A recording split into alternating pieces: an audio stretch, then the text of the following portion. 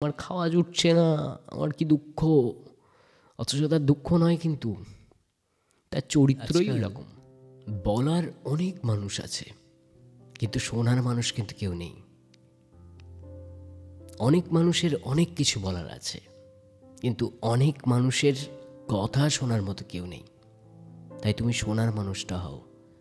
তুমি যেদিন থেকে শোনার মানুষটা হয়ে যাবে, সেদিন থেকে তুমি বুঝতে শিখবে কোনটা ভুল, কোনটা ঠিক, কোন মানুষটা ভুল, কোন মানুষটা ঠিক, জীবনে কোন মানুষটার গুরুত্ব বেশি, আর কোন মানুষটাকে অ্যাভারেজ রেখে দিলেই চলে যায়, বা কোন ঘটনাগুলো ঠিক, কোন ঘটনাগুলো ভুল।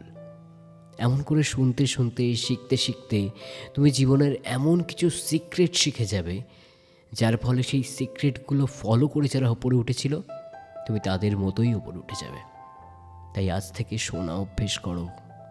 বলাটা সবসময় দরকার নেই। আমরা এমন মানুষের খোঁজ করি যাকে আমরা খুব ভালোবাসি তার কথার জন্যই, কারণ সে একদিন বা কোনো এক সময় সবাইকে শুনেছিল, কেবল সবার থেকে শিখেছিল।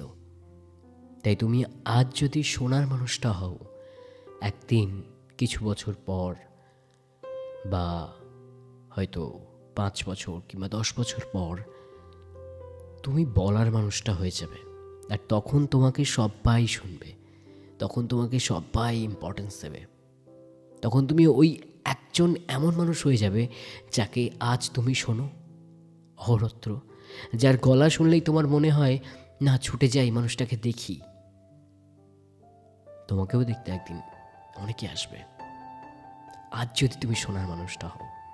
তো এর সঙ্গে সঙ্গে আমি বলে দেবো আজকে যে কোন কোন মানুষকে শুনবে না, বা কাদের কথা শুনবে না, বা কোন মানুষগুলোকে অ্যাভয়েড করবে।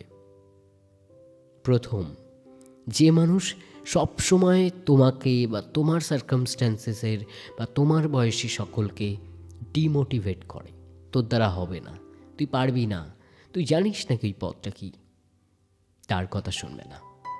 তার কথা কেউ শোনেও না, কিন্তু কিছু মানুষ তার দ্বারা মোটিভেটেড হয়ে যায়, তার সে যে ডিমোটিভেশনটা ছড়াচ্ছে সেটার দ্বারা মোটিভেটেড হয়ে যায়, তাই তার কথা শুনবে না। সেই মানুষগুলোকে অ্যাভয়েড করবে, কারণ এই মানুষগুলোর এফেক্ট তোমার লাইফে যদি পড়তে থাকে, একটা সময় তুমিও সেই মানুষটার মতো হয়ে যাবে।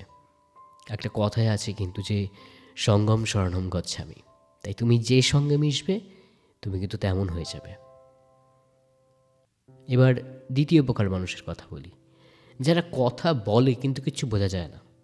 তুমি যে ভাষায় কথা বলছো সেই ভাষাতেই কথা বলছে, কিন্তু তার কথা তুমি কিছু বুঝতে পারছো না।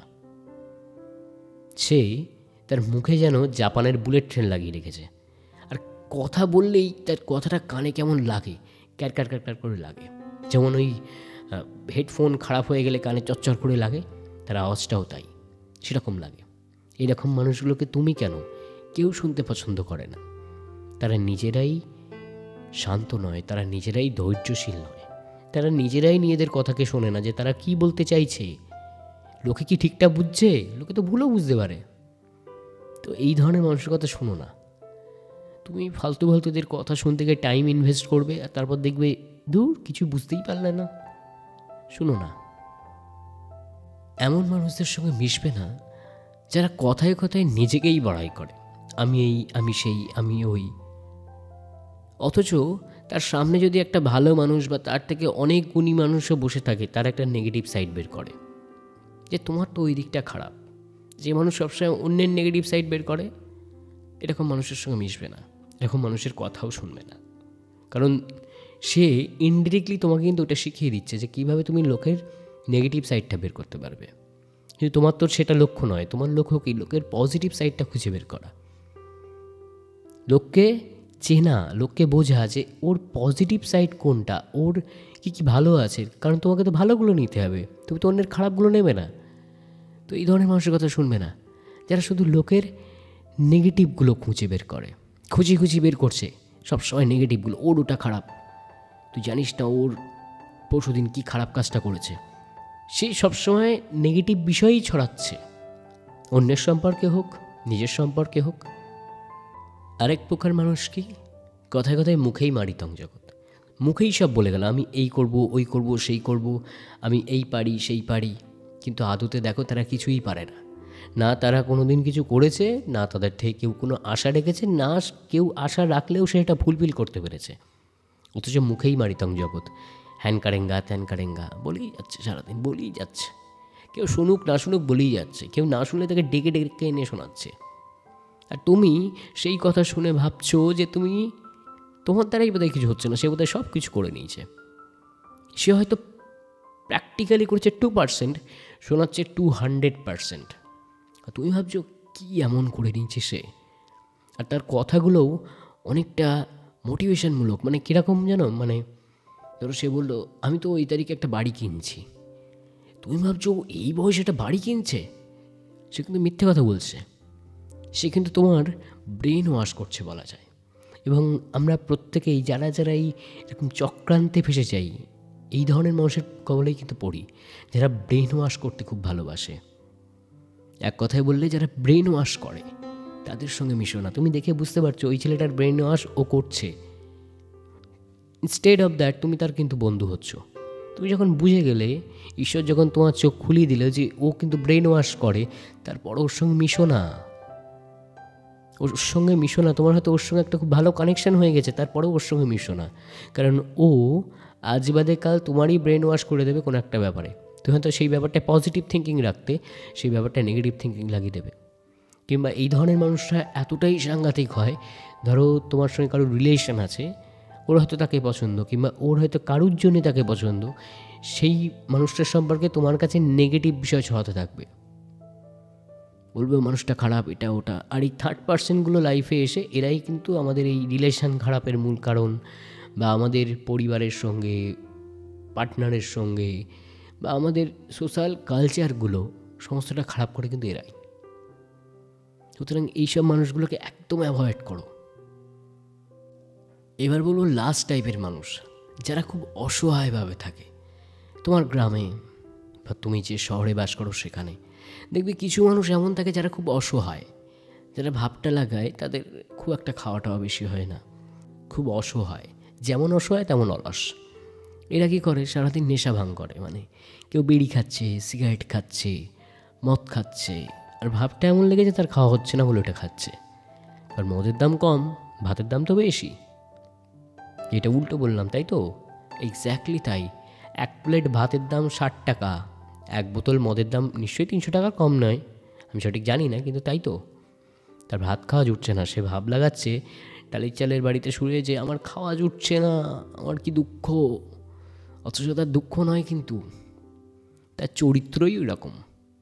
এবং এইগুলো দেখে তোমার মনে বড় দুঃখ লাগে, তুমি এদের দিকে অনেক দুঃখ পাও, তুমি ওদেরকে হেল্প করতে চাও, এই টাকাটা রাখ, এই টাকাটা রাখো, এখানে আমার সঙ্গে থেকো, আমি তোমার একটা ব্যবস্থা করে দেবো। এরা তোমাকে সিম্প্যাথেটিক অ্যাটাক করে, তোমাকে অ্যাটাক করে তোমার থেকে চুষে নেওয়ার চেষ্টা করে, অনেকটা জোকের মতো। তোমাকে নিজের দারিদ্রতা দেখালো, নিজের তৈরি করার দারিদ্রতা দেখালো বলা ভালো, দেখিয়ে তোমার থেকে শুষে নিচ্ছে টাকা পয়সা, তোমার ইমোশন শুষে নিচ্ছে। এবং একটা সময় শুষে নিতে নিতে তোমাকে একদম হালকা করে দেবে। দেখবে মাকড়সা যখন কোনো কিছু খায়, কীভাবে খায় জানো? ও তো চিবিয়ে খেতে পারে না, মাকড়সার যে দুটো হুল থাকে ওই প্রাণীটার ভিতর ঢুকিয়ে দেয়, ঢুকিয়ে দিয়ে শুষে নেয় ভিতর থেকে সবটা, নিয়ে যখন ওটাকে ছেড়ে দেয় তখন সেটা একদম হালকা ছোলার মতো হয়ে যায়। দেখবে অনেক আরশোলাকে খেয়ে নিচ্ছে মাকড়সা, আরশোলাটা হাওয়ায় দিলে উড়ে যাচ্ছে, এতটাই হালকা হয়ে গেছে। ভিতর থেকে শুষে নেয়, তোমারও ভিতর থেকে শুষে নেবে, ইমোশন শুষে নেবে, মানি শুষে নেবে, টাইম শুষে নেবে। একটা সময় পরে দেখবে যে এই মানুষগুলোর জন্য তুমি অনেক বেশি ডিপ্রেশনে চলে যাচ্ছ।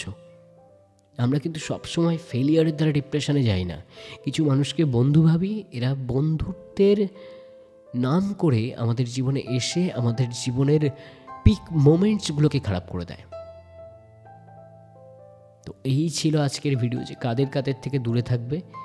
তো জানি না ভিডিওটা হেল্পফুল হলো কিনা, যদি হেল্পফুল হয় তো অবশ্যই সাবস্ক্রাইব করো। ভিডিওর টেম্পারটা আজকে কম ছিল, ইচ্ছা করেই রেখেছি এরকম। সাবস্ক্রাইব করো, লাইক করো, কমেন্ট করো।